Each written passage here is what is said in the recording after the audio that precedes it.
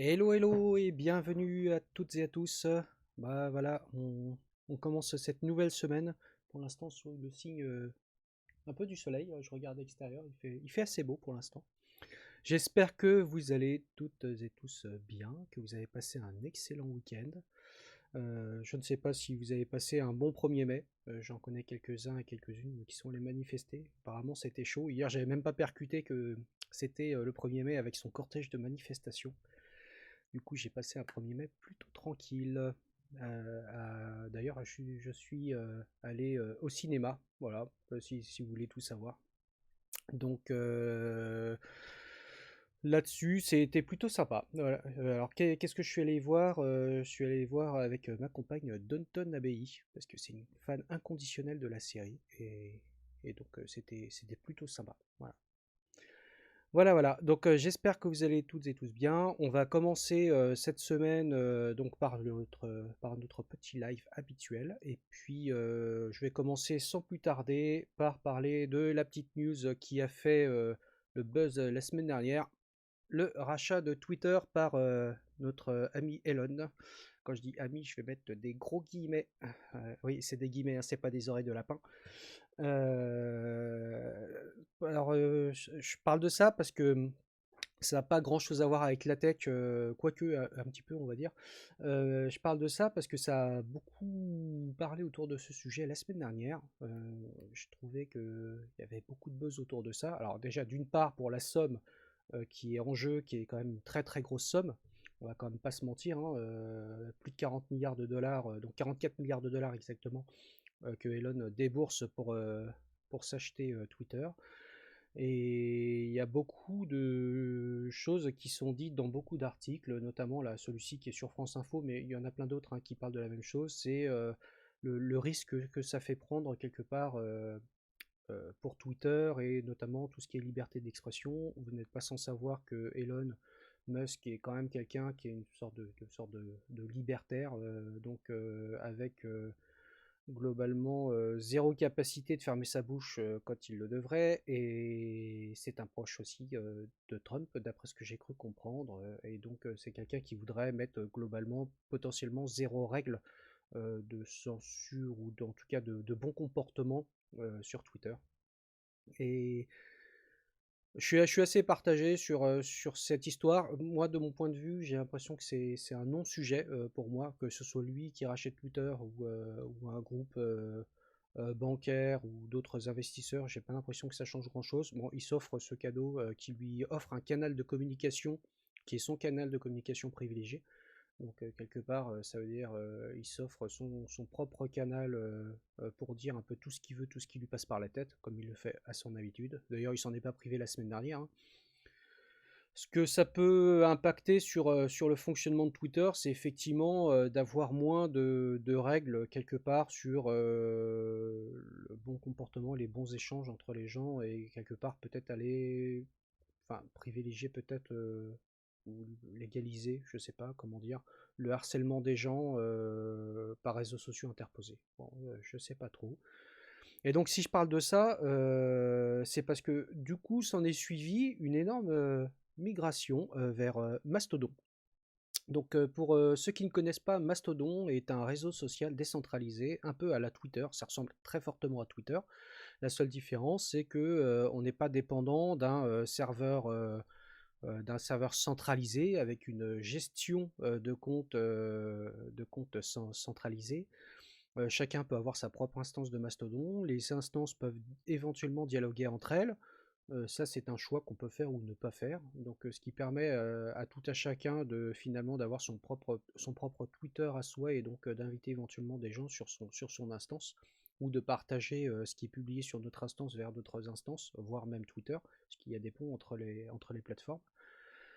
Et du coup, ce que je voulais dire par là, c'est que j'ai vu énormément de gens qui, la semaine dernière, en ont profité, soit de se créer un compte sur des instances de Mastodon, soit de créer leur propre instance de Mastodon en réaction au rachat de Twitter par Elon Musk. Euh, Vous êtes quelques-uns d'ailleurs, je pense, là dans le chat et sur le live, là, à l'avoir fait. Moi, je ne l'ai pas fait.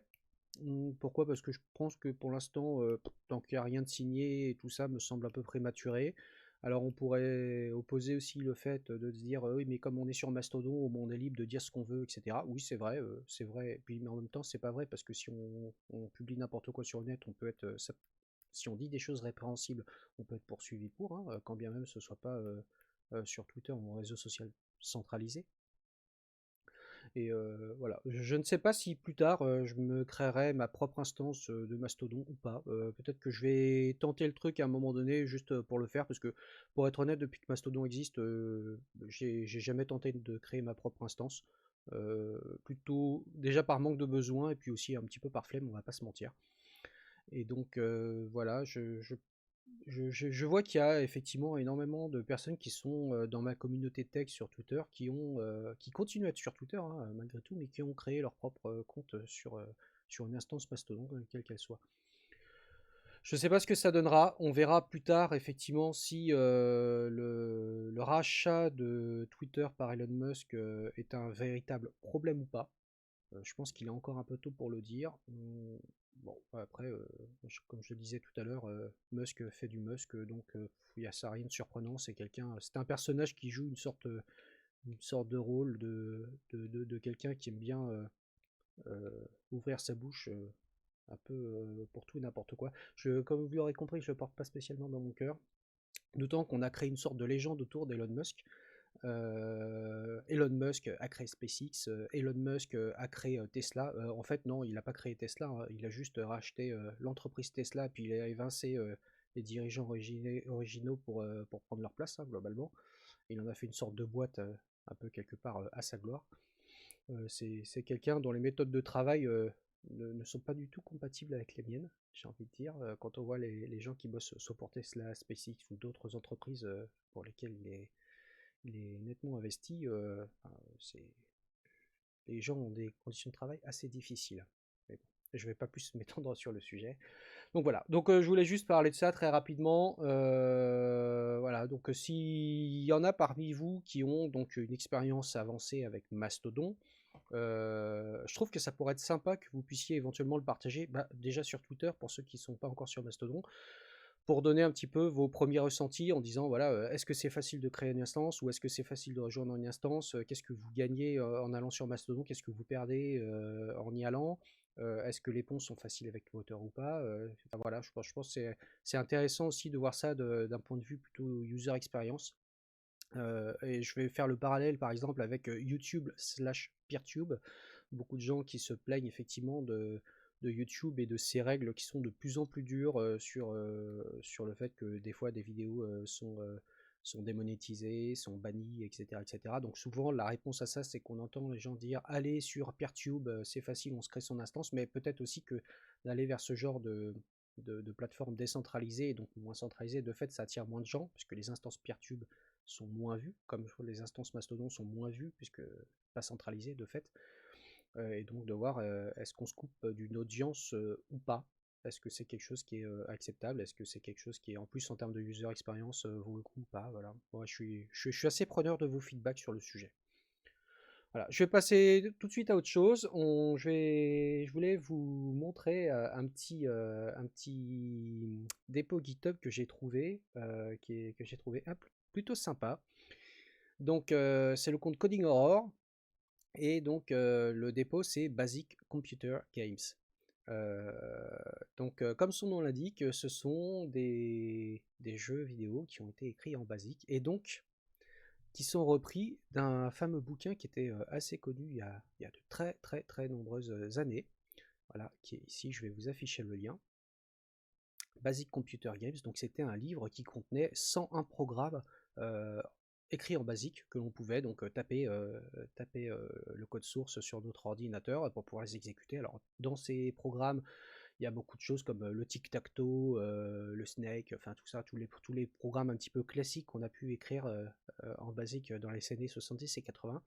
Donc c'est un bouquin qui date des début des années 70, ouais 1973, c'est ça, et qui était assez répandu dans les années 80. Il y a eu beaucoup d'autres livres qui ont été écrits un petit peu sur le même modèle, hein, à peu près pour toutes les plateformes. Il en existait pour ZX80, Amstrad CPC, Commodore C64, etc., etc.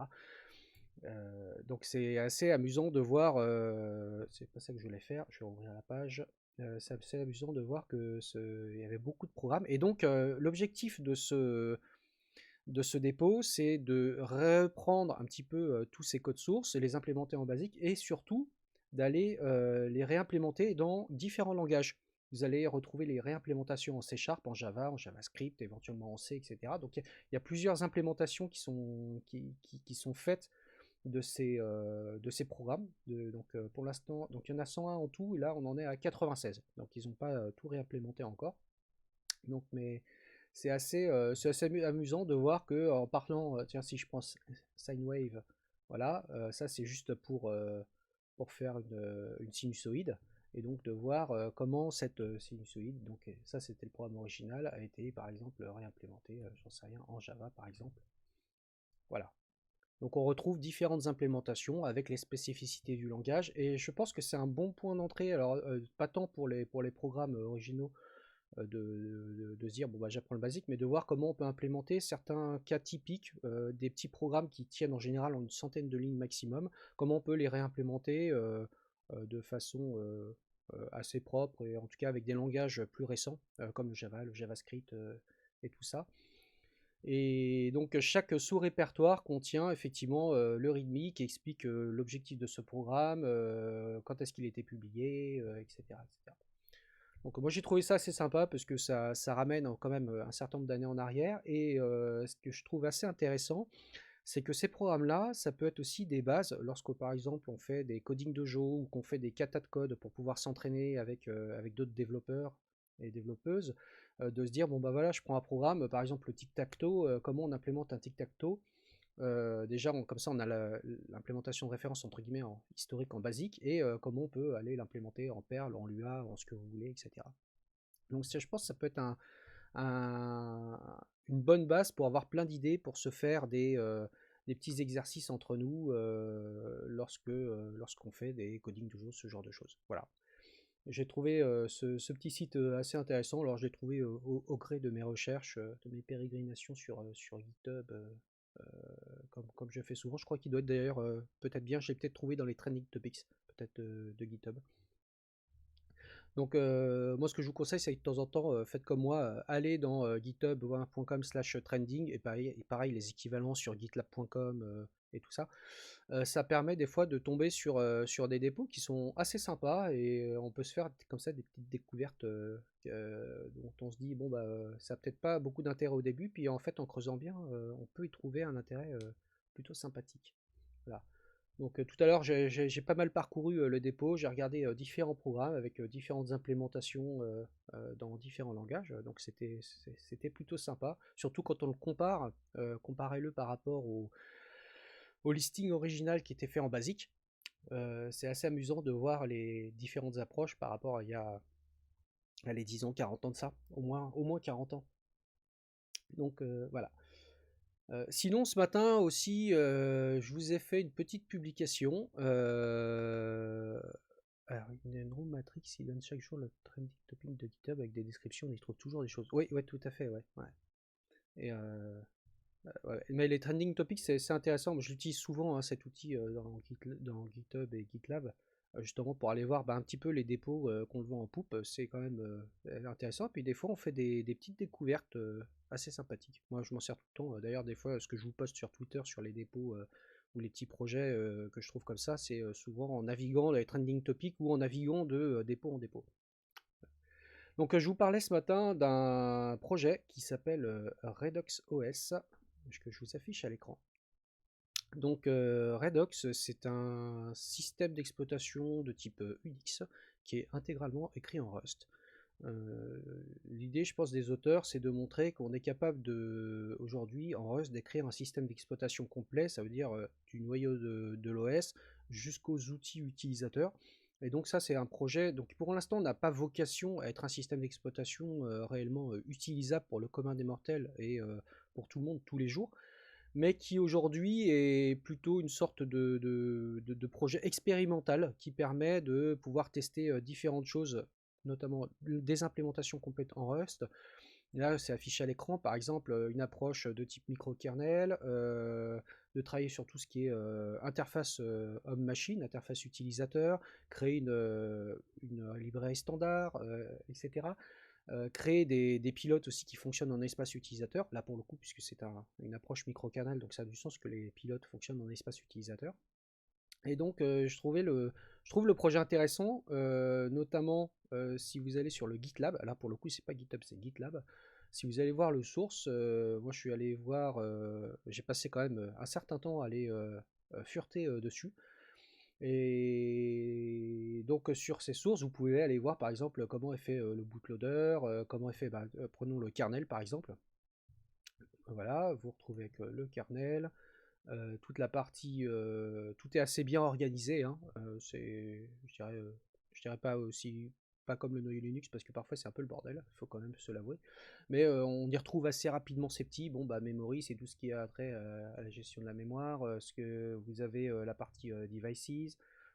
Donc là, on retrouve l'ERT. Enfin, aujourd'hui, il y a quand même peu de choses qui sont écrites, hein, parce que écrire un OS de zéro en supportant tous les chipsets, les piles, les devices, etc., c'est quand même compliqué. Mais il y a aujourd'hui quelque chose qui compile et qui est bootable.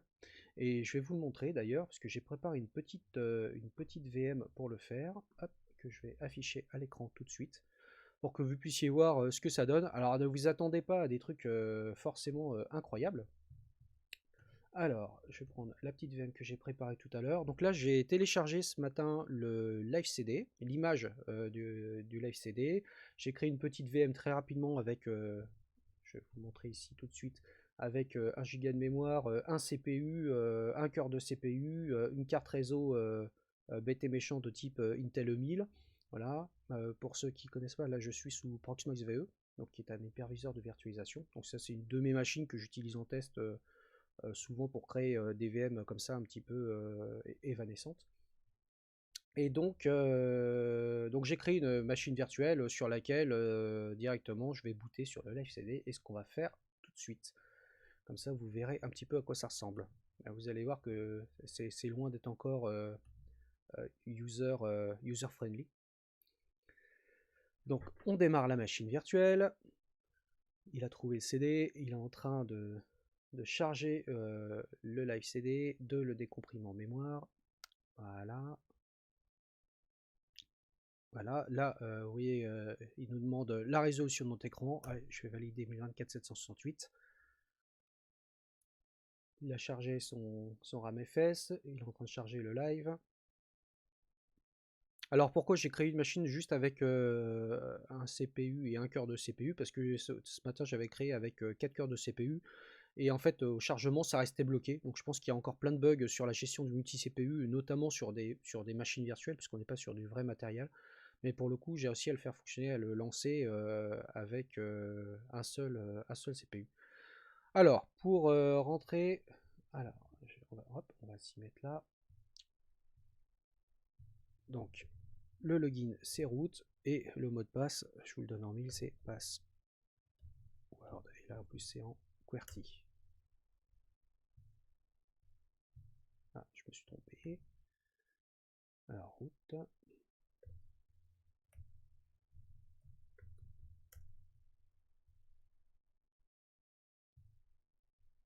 Je sais même plus écrire en QWERTY. Alors,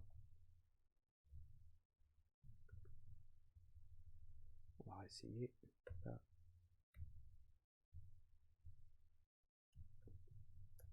Ah, voilà.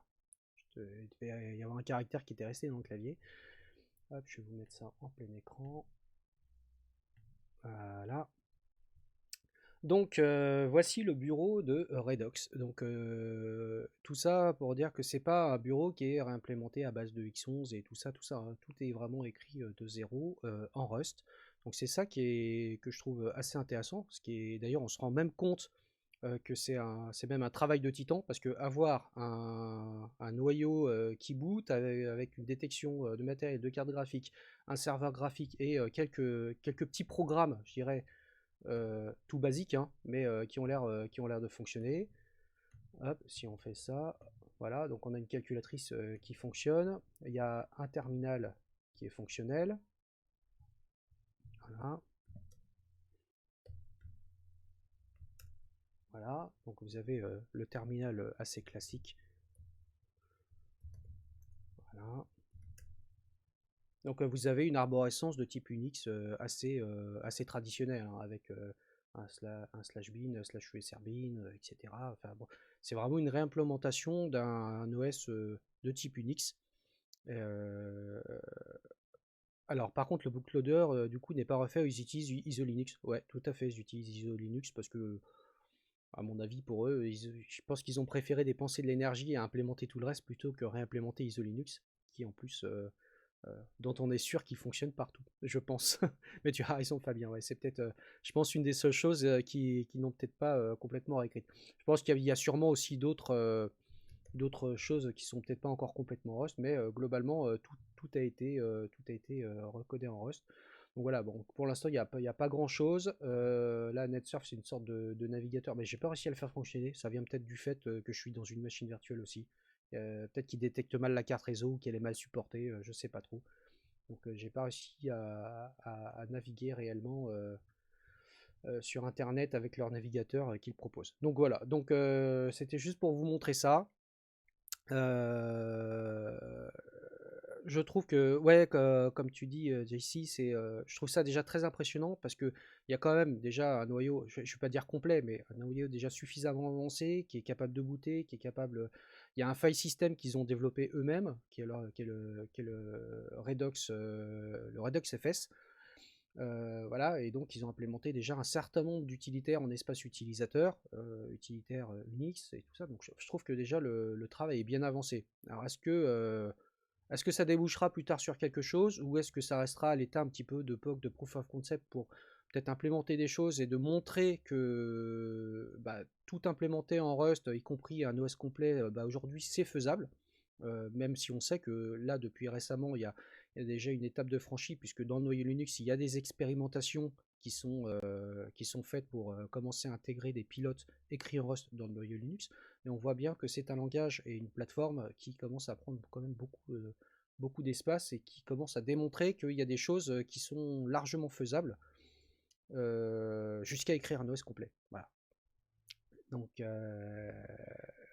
alors, par contre, comment tu switches de ring en Rust? Ça, c'est refait en assembleur. Il y a un petit peu d'assembleur, hein. On va pas se mentir, évidemment. Si tu parcours les sources, Fabien, tu verras qu'il y a quelques petites touches d'assembleur à droite à gauche. Mais évidemment, hein, forcément, et comme dans le noyau Linux, hein, il y a certaines choses qui sont écrites en assembleur.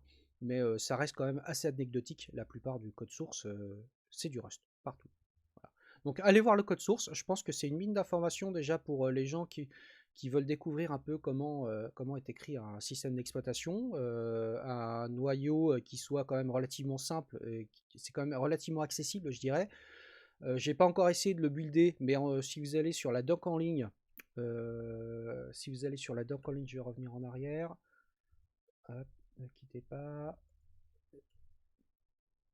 Voilà, il y a toute une doc qui est disponible ici, qui vous permet de vous expliquer comment est fait Redux, comment le compiler, comment créer sa propre image, etc., etc. Donc c'est un projet, je trouve ça super intéressant. Et en plus, pour ceux qui découvrent le Rust, je trouve que c'est un bon point d'entrée pour regarder comment on fait vraiment du très bas niveau en Rust et de voir pas mal de techniques de développement en Rust, notamment tout ce qui est threads et tout ça, qui est quand même, je vais pas dire c'est pas spécifique au Rust, hein, mais qui est un des fondamentaux du langage et pour lequel les gens qui sont un peu newbies sur ce langage sont un petit peu déstabilisés, notamment ceux qui sont plus habitués à la programmation orientée objet. Je pense notamment les développeurs C++, Java, etc. Donc allez voir le projet, c'est hyper intéressant. Moi j'ai pris beaucoup de plaisir à aller regarder un petit peu le code source et essayer de voir comment ils ont fait ça, comment ça fonctionne. Je trouve ça plutôt cool, c'est un projet qui mérite d'être connu. Donc, pour la suite, donc là, je vous ai fait la petite démo pour cet OS. On va finir sur le dernier sujet. un sujet qui me tient à cœur parce que je l'échange assez régulièrement avec pas mal de gens. Lorsque vous avez un OS de type Linux, hein, notamment je pense une Debian, etc., souvent j'ai tendance à voir que les gens vont parfois pour utiliser tel ou tel soft, ils vont aller utiliser hop, soit une image Docker, ils vont la mettre sur leur machine, etc. Ou soit quand il y a des softs qui font directement partie du système d'exploitation, ils vont installer le package à la main, notamment quand ils ont installé fraîchement la machine. Ils vont faire par exemple un apt install de tel ou tel logiciel. Alors quand on réinstalle une machine de zéro, c'est toujours chiant de se dire oh là là, ma machine elle est fraîchement installée ou fraîchement réinstallée, je dois faire des tonnes de apt install pour pouvoir récupérer tous mes compilateurs, mes environnements de développement, les logiciels que j'utilise tous les jours, etc., etc. Donc il y a des gens qui sont super malins, ils se disent ah ouais, bah, quand j'ai besoin de faire ça, je me garde toujours un petit script shell de côté qui fait apt install la liste de toutes les dépendances qu'on veut réinstaller sur la machine. Mais en fait, il y a quelque chose qui est encore plus simple, et notamment qui vous permet de gérer les dépendances, bah, c'est de faire des meta-packages, notamment sous Debian, mais vous pouvez faire exactement la même chose avec des RPM, hein. Mais là, je vais me concentrer sur Debian, ou les Debian-like. En fait, moi j'ai résolu ce problème déjà il y a des années, notamment quand je déploie ma machine personnelle, quand je réinstalle mon OS dessus, ou quand je vais aller déployer des serveurs, etc. Plutôt que de faire des apt install à la main, ce que je fais, je crée des meta-packages avec les outils Debian. Donc un meta-package, qu'est-ce que c'est? C'est un package qui ne contient aucun soft, mais qui ne contient que la liste des dépendances que vous souhaitez installer sur une machine. Donc l'avantage, c'est qu'en faisant un seul apt install le nom de votre paquet.deb, vous allez tirer et réinstaller toutes les dépendances en une seule fois. Et l'avantage de ça, c'est que ça va permettre aussi de gérer finement les dépendances et de savoir exactement ce que vous avez installé. Et le jour où vous faites évoluer votre paquet, que vous retirez une dépendance de votre paquet ou que vous en rajoutez, automatiquement, bah, comme le gestionnaire de package de Debian fait bien le travail, il va vous proposer de supprimer automatiquement les dépendances qui ne sont plus nécessaires ou de rajouter celles qui ne sont pas encore installées. Donc c'est quelque chose qui a l'air parfois un petit peu mystérieux ou une sorte de magie noire à effectuer. Mais en fait, c'est quand même quelque chose de très simple. Et je vais juste vous montrer comment on crée un package directement, un meta package en Debian. Alors attendez, je vais juste trouver le terminal que j'avais préparé. Voilà. Et je vous affiche mon écran de gauche. Si je retrouve, il est par là. Voilà. Donc normalement vous voyez mon écran. Donc comment créer un meta package? En fait c'est très simple. Dans Debian vous avez quelques outils, les outils du mainteneur Debian qui existent et qui sont pour certains qui sont des scripts Perl, d'autres qui sont certains des binaires. Mais vous avez ces outils qui vous permettent de créer ce type de fichier. Je vais vous montrer par exemple. Moi j'ai un certain nombre de meta packages qui sont préparés chaque fois que j'ai besoin de réinstaller une machine. Par exemple pour mon meta package de développement, je vais avoir directement la liste de toutes les dépendances que je vais installer sur ma machine. Donc ça c'est le fichier de description d'un paquet. Et donc dans cette description, vous allez ajouter un certain nombre de dépendances, donc qui sont les noms des paquets que vous voulez installer, qui sont dépendants de ce méta-paquet. Donc par exemple, moi, chaque fois que j'installe une machine, comme je suis développeur, souvent bah, j'ai besoin de build essential qui va amener GCC, G++, make, etc. etc. Les outils Debian, bah, c'est DevScript, les debhelper, Ekives. Et Ekives, c'est les outils dont je suis en train de vous parler là, et je vais vous montrer comment on fait ça. J'installe par exemple Autoconf, Automake, libtool, CMake, etc. Enfin, tous les ensembles d'outils.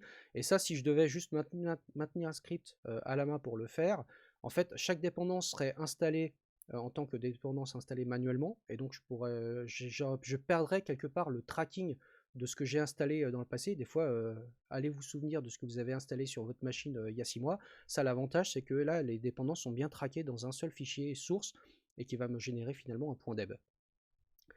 Donc, comment créer un meta package? En fait, il vous suffit. Alors, déjà, la première chose, c'est d'installer, comme je disais, DevScript, debhelper et Ekive sur votre machine. Dès que vous avez ça, vous êtes prêt à pouvoir créer un package. Et pour créer un package, vous avez juste besoin d'utiliser la commande qui s'appelle Ekive Control.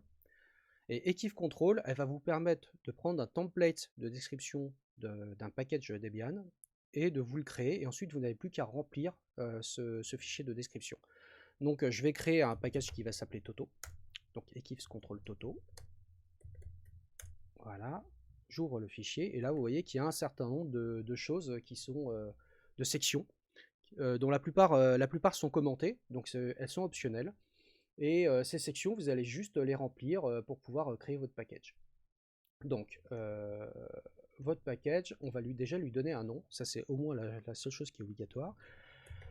Donc, ce package, on va l'appeler Toto. La version, je vais lui donner une version 0.0.1 et je vais décommenter la ligne.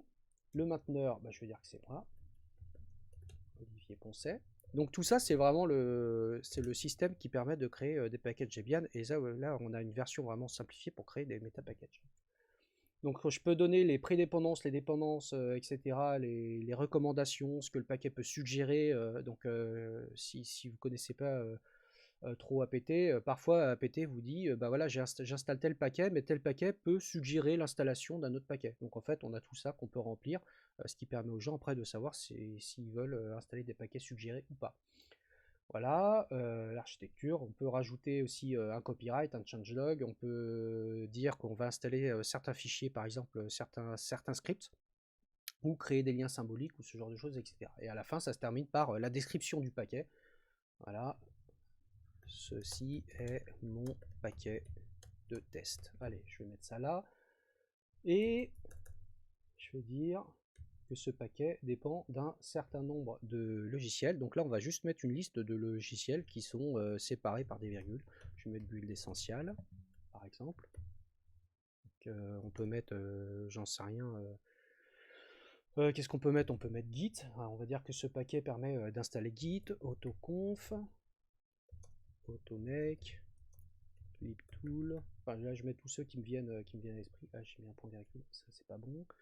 Et en plus, ce que vous pouvez mettre dans les dépendances, vous pouvez dire que je cherche à installer build essential supérieur à telle version ou équivalent, égal, spécifiquement à telle ou telle version. Donc ça, l'avantage, c'est qu'on gère vraiment les dépendances de façon très très fine. Et donc, une fois que ceci est fait, en fait, vous avez juste à appeler Eclipse build Toto. Donc, qui va builder finalement ce paquet et vous générer un point .deb ici. Donc là, on en résulte le package Debian qui s'appelait Toto underscore la version, donc 0.0.1, puisque c'est la version que j'ai renseignée dans le document, et que après je peux manipuler simplement, que je peux installer sur ma machine ou aller déployer sur une autre machine. Par exemple, sur un serveur, vous pouvez dire que votre paquet, il contient, j'en sais rien, Apache, PHP, Nginx ou n'importe quoi, et juste en déployant ce paquet sur votre machine, en faisant un simple apt install install ./toto quelque chose. Alors, mince, je me suis trompé. Voilà. Voilà. Là, on peut directement installer le paquet.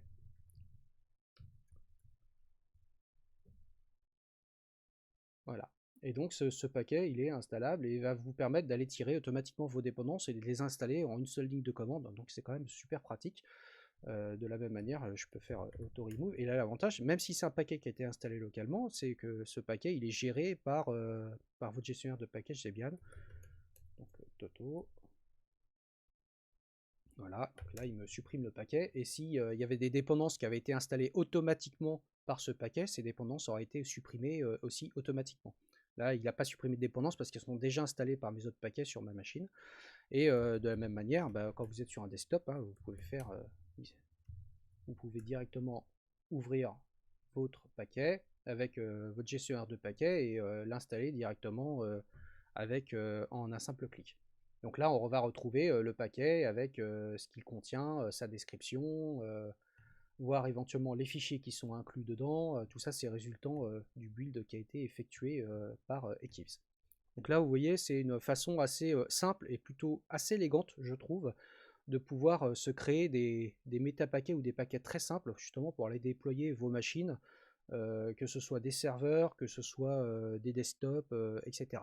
Donc je vois beaucoup de gens qui n'utilisent pas cette fonctionnalité et qui pourtant vraiment est très simple à mettre en œuvre. Là, vous voyez, je l'ai fait vraiment en 2 minutes, je me suis créé un paquet, et ce point .deb, Comme en plus là c'est juste un bêta package, vous pouvez le déployer quasiment sur n'importe quelle architecture, que ce soit une Debian ARM, une Debian x86-64, etc. Puisque là par essence, comme c'est un paquet qui ne contient pas de binaire, il est multiplateforme. Donc vous pouvez déployer ce point deb ou vos points deb, ou préparer des points deb pour les déployer vraiment sur n'importe quelle machine. Et c'est aussi comme ça que je déploie mes serveurs. Alors vous pouvez vous dire, si... Alors, j'ai une question là de Zigazoo. Dans le cas de la configuration, en prenant en considérant le nombre de paquets, je considère qu'Ansible reste trop lourd. Mais Ansible, je pense qu'il est pas fait pour ça. Ansible, il va te permettre de pouvoir gérer tes machines à distance, mais l'inconvénient d'Ansible, c'est qu'il ne gère pas les dépendances au niveau paquet. Alors, il va peut-être garder un tracking quelque part, etc. Mais là, l'avantage, c'est que je déploie un paquet, et c'est ce paquet qui informe mon gestionnaire de package de savoir quelles dépendances sont à installer, et éventuellement si je supprime un package, automatiquement quelle dépendance il va supprimer. Et du coup, j'ai pas besoin d'avoir un outil supplémentaire, puisque mon gestionnaire de paquets le fait déjà tout seul. Donc j'ai pas besoin d'installer Ansible et d'avoir des playbooks en plus pour pouvoir gérer ma machine locale ou des machines distantes. Par contre, c'est un bon complément. Je trouve que créer des méta-packages comme ça, ou des packages qui contiennent des scripts à déployer sur vos machines, on peut se dire, bah voilà, je crée mes points deb, et ces points deb, je les déploie via Ansible sur mes serveurs. Et là, pour le coup, c'est hyper complémentaire, et c'est vachement plus élégant que de dire vas-y Ansible, prends-moi ce fichier .sh et vas-y, va le déployer dans le dans le slash bin de ton serveur, ou ton slash usr bin ou usr local bin de ton serveur, sachant que finalement ton système d'exploitation Debian n'aura jamais eu connaissance que ce fichier il a été déployé à la main quelque part. Là, l'avantage, c'est que les fichiers, les dépendances qu'on va déployer seront vraiment prises en gestion par le gestionnaire de package. Et le jour où vous voulez retirer quelque chose, c'est apt remove ou auto-remove de votre paquet, et paf, ça va tout purger automatiquement ce qui est nécessaire. Donc ça, c'est quand même super cool. Donc, comme je disais, n'hésitez pas à utiliser la puissance des outils de vos gestionnaires de packages sous vos Linux. Notamment, là j'ai montré avec un point .deb, mais vous pouvez faire exactement la même chose avec RPM. Hein. Vous pouvez créer des méta-packages et empacter pour vos Linux des choses simples pour faire du déploiement, pour installer des dépendances, etc. Bah, en fait, c'est super simple. C'est même presque plus simple que de faire un profil, justement, avec Ansible. Quand vous avez un profil serveur Apache, bah, dans votre point .deb qui contient votre profil serveur Apache, vous dites bah, j'installe Apache, PHP, j'en sais rien, MySQL, etc., etc. Et tout est directement dans votre point .deb. Et éventuellement, vous pouvez même déployer dans votre point .deb vos fichiers de configuration qui vont aller directement dans slash etc, slash quelque chose, Apache, par exemple, site available, etc. Donc, je trouve qu'aujourd'hui, dans notre industrie, c'est un petit peu ce qui manque, c'est beaucoup de personnes ne vont pas assez loin dans l'exploitation du gestionnaire de package de leur distribution. Voilà. Alors que ce sont des outils qui sont vraiment ultra puissants. Voilà. Donc voilà, je voulais vous montrer ça parce que je trouve ça intéressant. Et dernière chose pour terminer, vous pouvez donc, vous avez évidemment les pages de manuel qui sont très bien écrites sous Debian hein, pour utiliser Eclipse Build. Vous pouvez aussi utiliser apt ftp archive qui vous permet de créer finalement dans votre répertoire une sorte de dépôt apt dans lequel vous allez pouvoir déposer vos points deb et que votre machine sera capable d'aller lire comme un dépôt classique Debian complémentaire. Donc ça, vous pouvez créer facilement vos dépôts Debian sur un serveur FTP, HTTP, un disque local ou n'importe quoi. Et il suffit de déclarer dans votre slash etc apt source.list ou source.list.d bah, où est situé votre dépôt local. Donc ça, ce sont des outils qui sont quand même assez puissants, et je ne peux que vous renvoyer sur le handbook de l'administrateur Debian qui vous explique, et je mettrai les liens dans la vidéo quand je la mettrai sur YouTube, qui explique assez simplement de comment créer son propre package. Le guide de l'empacteur Debian est très bien fait, ça a été traduit dans plusieurs langues, donc n'hésitez pas à aller voir. Il suffit de se faire mal une fois ou deux fois au début pour comprendre la logique d'empactage, de création d'un paquet, et une fois qu'on l'a fait une fois ou deux fois, bah, je peux vous dire que ça simplifie nettement la vie, vraiment, notamment si vous voulez créer des trucs un petit peu système ou des livraisons, des logiciels que vous distribuez. Moi je trouve ça infiniment plus simple que de créer un Dockerfile, et infiniment entre guillemets plus portable quelque part. Voilà. Voilà, chers amis, on arrive au bout de cette vidéo, de ce live. Bah écoutez, c'était sympa d'être passé me voir. J'espère que je vous ai appris au moins deux, trois petites choses.